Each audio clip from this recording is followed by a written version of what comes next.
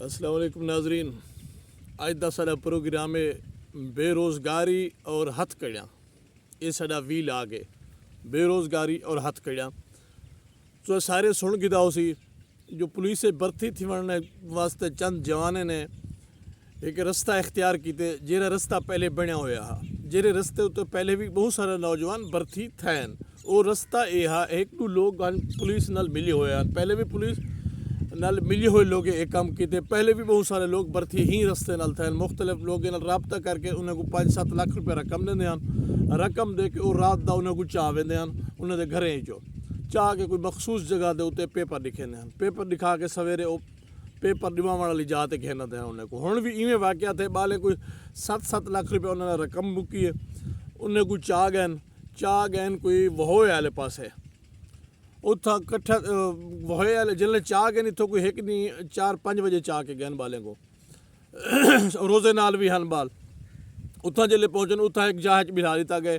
13 बंदे एक बैठा के तो बाकी 20 बैठा के बिठा दिते गए।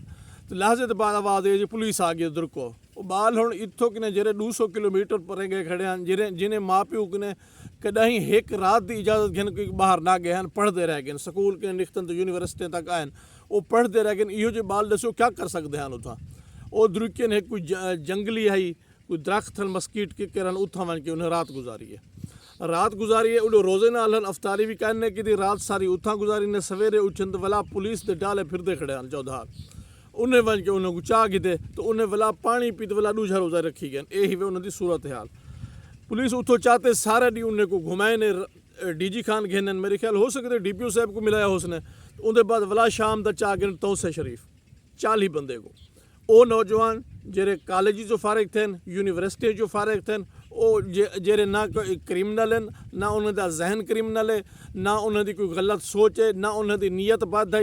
बस वो ये चाहते हैं जो साकू बेरोज़गार ही किने अच्छा कोई रोज़गार मिल वजे। इ मुल्क के विच जेरी सूरत हाल है हर बंदा जहनी तौर पर मुंतशिर है कहीं को पुरसकून जिंदगी क्या नहीं गुजरना पाया। तो उन्हें भी वो रास्ता इख्तियार किए जिन्हें पहले बनया पाया उन्हें नवा रास्ता नहीं बनाया वो पहले रास्ता बनया पाया वो रस्ते तो उत्ते टुरन उन्होंने जुर्म असा भी मनाते हैं।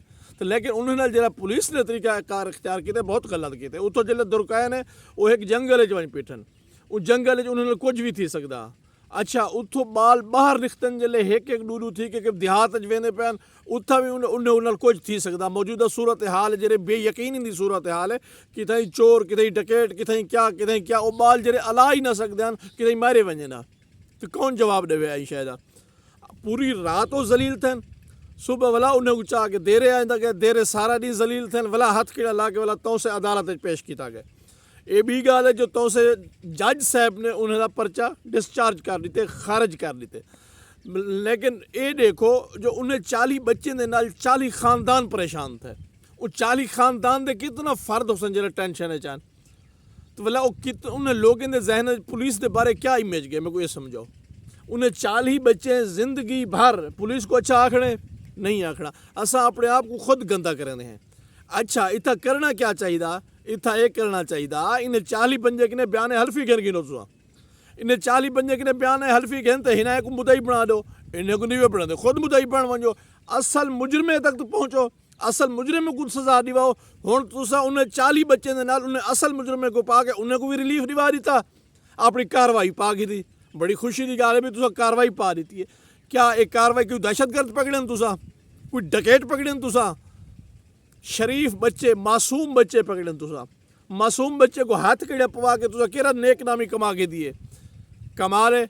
ई चीज़ को अनेस्टी नहीं आते हुजूर अनेस्ट टिकटॉक ते अनेस्ट होना आसान है फेसबुक ते आसान है अफसरान की नज़र सच्चा होना आसान है 20 कमरे का बिल्डिंग बना के हर कमरे AC ला के बंदा अरेस्ट बन वजे कमाल की गाल है हुजूर। नहीं होता रहा बहुत बड़ी ज्यादती की है तुसा 40 बच्चे ने जहन तुसा पुलिस की मुतनफर किए जबकि सागू चाहिए पब्लिक और पुलिस की रिलेशनशिप बनाओ इन्हें जब मुहब्बत वंडो इन्हें को आपस में नेड़े घेनो तुसा वला वला उहे कम करने जितना आवाम है जरी पुलिस के दूर थी नहीं वजे तुसा इन्हें किने 40 बंदे किने बयान हल्फी गिनना बयान हल्फी गिन के तुसा FIR देवनी है जेरे मेन हैं उन्हें को सजा मिले हुण इन्हें दे नाल उन्हें कोई रिलीफ मिल गया तुस चाहते इहो कुछ आवे भी सारी कार्रवाई शो थी वने तो उन को रिलीफ ही मिल वजे हुण ओ कार्रवाई तुहारी शो थी गई हुजूर उन को रिलीफ ही मिल गए ते 40 बंदा ही तुहारे को ताहयात मुतनफिर थी के तुहाडे नाल मुहब्बत क्या ना करे सी।